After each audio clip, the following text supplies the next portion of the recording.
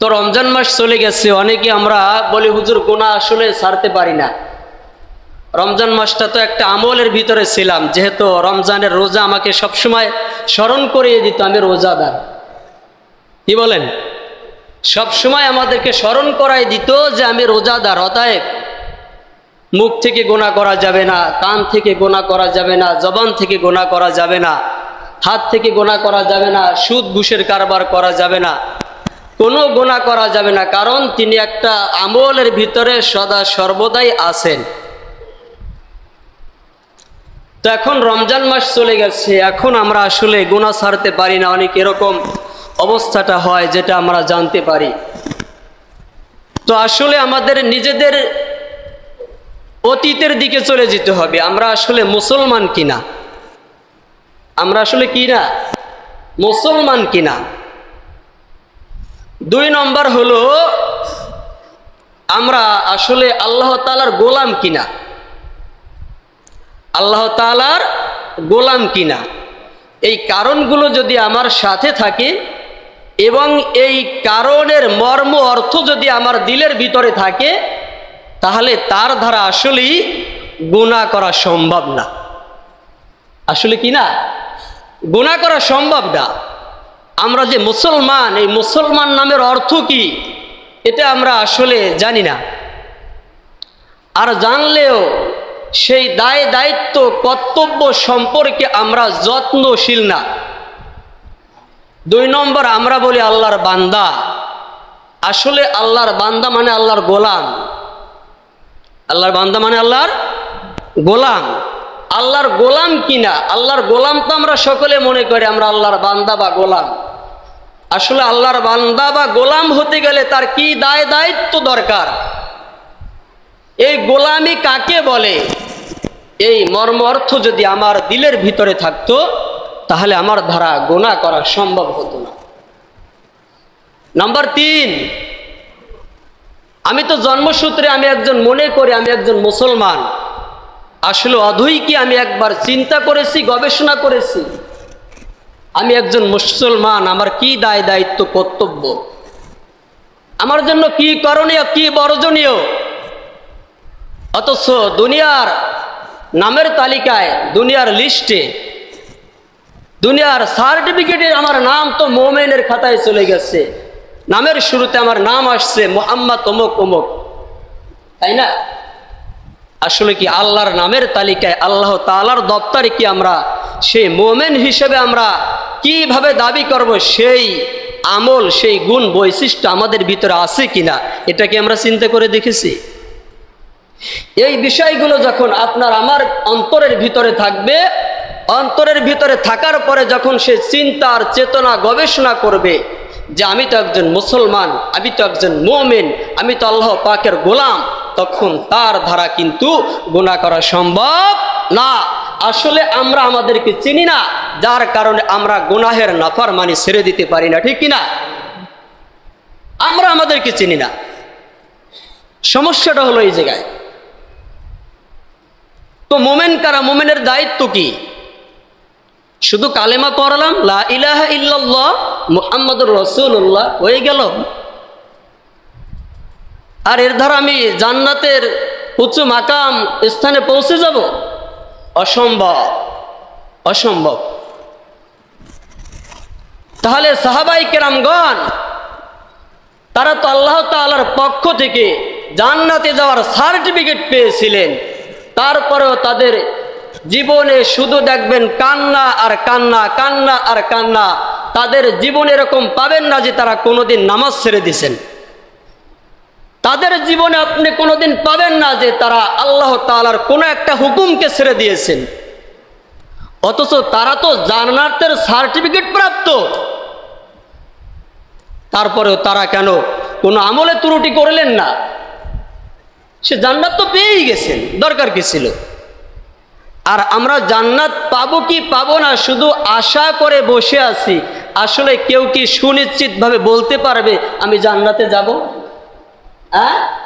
জান্নাতে যেহেতু আমার বাহুবলে, আমার আমলের বলে, আমার ইমানের বলে, আমার শক্তিতে, আমার দানের বলে, আমার চলনের বলে আমি যেহেতু জান্নাতে যেতে পারবো না, সেই আশা রাখি, কিন্তু গ্যারান্টি আমার নাই, তাহলে আমরা কেন আমল করব না?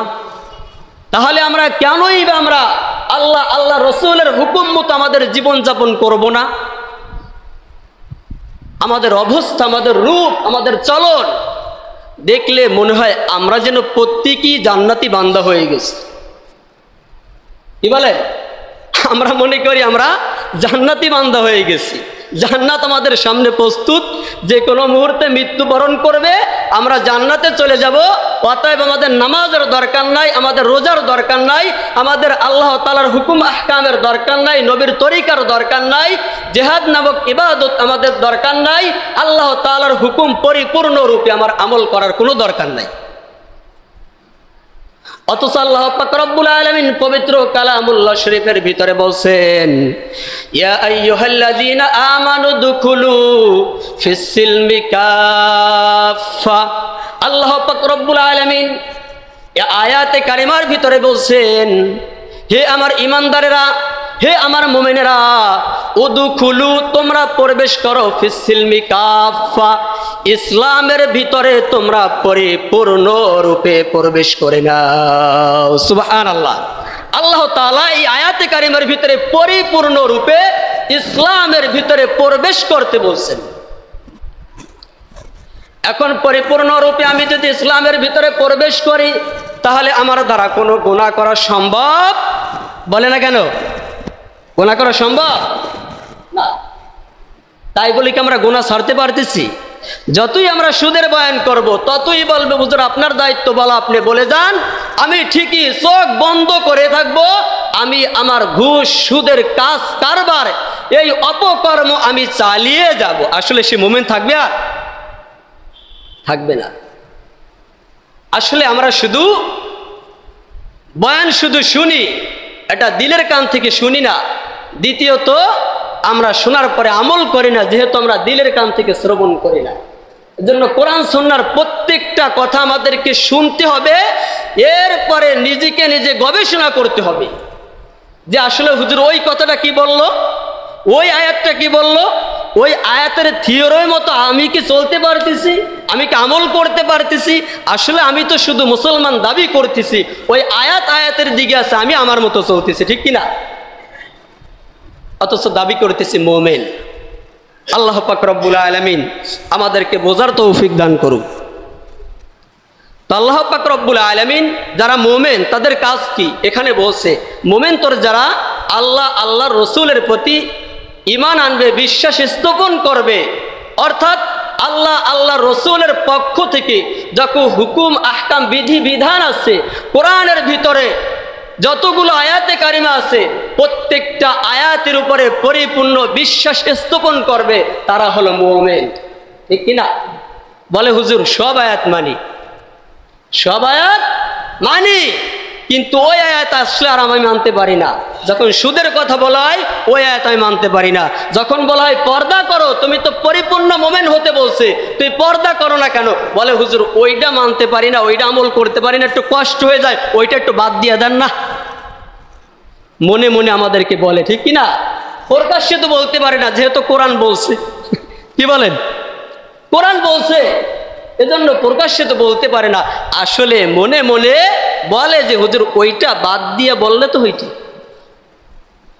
কারণ এটা আপনি যতই বলেন আমরা আমল করতে পারলাম না। আর আমল করতে পারলাম না মানে আপনি আল্লাহর কোরআনকে বৃদ্ধাঙ্গুলি দেখাইলেন, অবজ্ঞা করলেন, এটাই আল্লাহর কোরআনকে অপমাননা করার শামিল, ঠিক কিনা?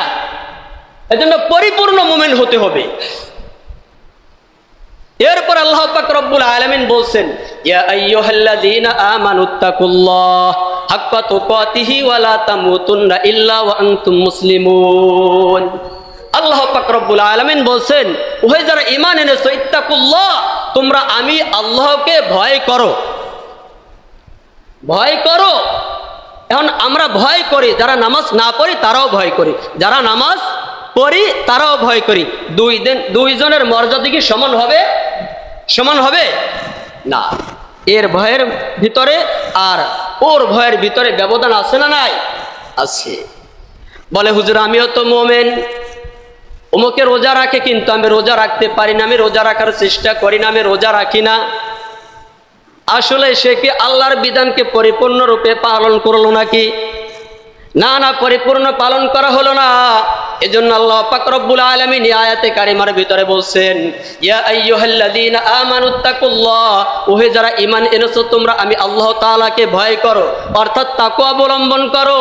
হাক্কা তুকাতিহি, যেইভাবে আমি আল্লাহ পাক রব্বুল আলামিনকে ভয় করা দরকার, যেই ভয় করলে ফলে বান্দা তোমার দ্বারা কোনো গুনাহ করা সম্ভব হবে না, ওই পরিমাণ ভয় নিয়া, ওই পরিমাণ ভয় ওয়ালা অন্তর তৈরি করার মাধ্যমে তুমি জমিনের ভিতরে পদাচরণ করো। সুবহানাল্লাহ। তাহলে এই পরিমাণ ভয় তো আমাদের ভিতরে আসেনি, নাই। এরপর আল্লাহ পাক রব্বুল আলামিন বলছেন ওয়ালা তামুতুন্না, এবং তোমরা মৃত্যুবরণ করো না। সাবধান, মরার দরকার নাই। আমরা কি মৃত্যুবরণ করব কি করব না, নাকি আজীবন কাল বেঁচে থাকবো? বলেন, আজীবন? 200 বছর, 300 বছর পাবো হায়াত? কোনো গ্যারান্টি আছে? নাই। তাহলে আল্লাহ তাআলা এখানে বলছে মৃত্যুবরণ করো না। ওয়ালা তামুতুন্না ইল্লা ওয়া আনতুম মুসলিমুন, মুসলমান হওয়া ছাড়া, মুসলমান না হয়ে তোমরা মৃত্যুবরণ করো না, কবরে আসিও না, তাহলে তোমাদের কিন্তু আযাব, শাস্তি ভোগ করতে হবে। এই কথাগুলো যার অন্তরের ভিতরে থাকবে, এই তাকওয়া যার ভিতরে থাকবে, তার দ্বারা কি গুনাহ করা সম্ভব হবে? হবে? হবে না। কথা বলে না। দিল কি এখানে মরে গেল কিনা কবে কেনা? কথা বলেন না কেন? আপনারা বেজার হচ্ছে? আমার তো মনে হচ্ছে আপনারা বেজার হচ্ছেন মনে হয়।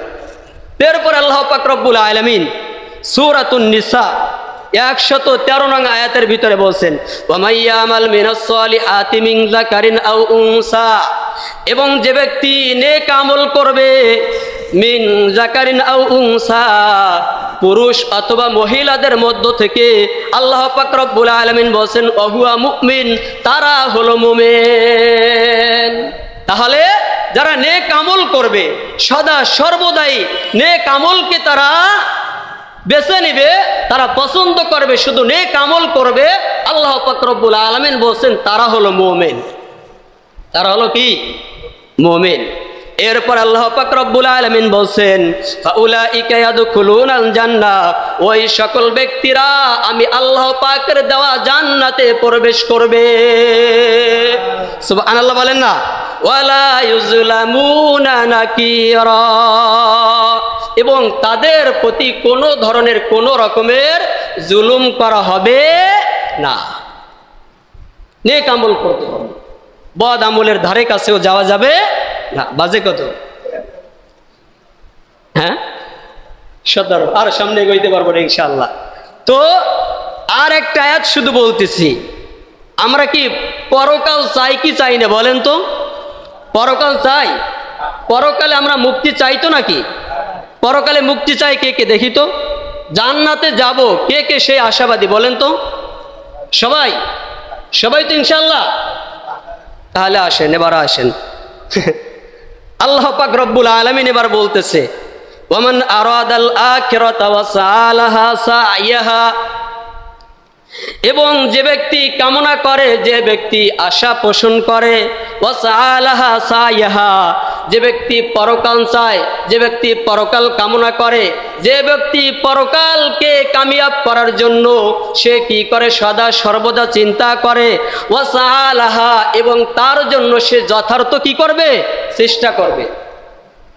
যে ব্যক্তি আখিরাত চায়, পরকাল চায়, পরকালের শান্তি চায়, সে কি করবে? যথেষ্ট পরিমাণে সে চেষ্টা, প্রচেষ্টা, মুজাহাদা করবে। কি করবে? চেষ্টা, প্রচেষ্টা, মুজাহাদা করবে। আমরা যারা নামাজ পড়ি আসলে দেখা যায় কোরআন পড়তে পারি না। আমরা যারা নামাজ পড়ি দেখা যায় নামাজের নিয়ম কানুন আমরা জানি না। তাহলে এই আয়াত অনুপাতে আমাদের চেষ্টা হলো নাকি? চেষ্টা আছে? অথচ আমরা তো দাবি করি আমরা পরকাল চাই, আমরা তো জান্নাত চাই, জান্নাতে যাব। অথচ জান্নাতে যাওয়ার জন্য তো চেষ্টা, প্রচেষ্টা লাগবে, মেহনত করা লাগবে। মেহনত কোথায়? মেহনত কোথায়? এরপর আল্লাহ পাক রব্বুল আলামিন বলতেছেন সাইয়াহা, যতখানি চেষ্টা প্রচেষ্টা করা দরকার প্রয়োজন, ওই পরিমাণ চেষ্টা প্রচেষ্টা যারা করবে, আল্লাহ পাক রব্বুল আলামিন বলছেন ওয়াহুয়া মুমিন, তারা হলো মুমিন। এই মুমিনের খাতায় কয়জন আছে? যেহেতু মৃত্যু যেহেতু আছে, মৃত্যু অবশ্যই হবে, আমাদেরকে কাল কিয়ামতের ময়দানে অবশ্যই উপস্থিত হতে হবে আল্লাহ পাক রব্বুল আলামিনের সামনে। আমাদের জীবনের যা কিছু করেছি সব কিছু হিসাব দিতে হবে। তো আমরা সব কিছু বিশ্বাস করি, কিন্তু এর মাঝে যে আমাদের চেষ্টা প্রচেষ্টা আছে, এখানে তো আমাদের পরিপূর্ণ ব্যর্থতা।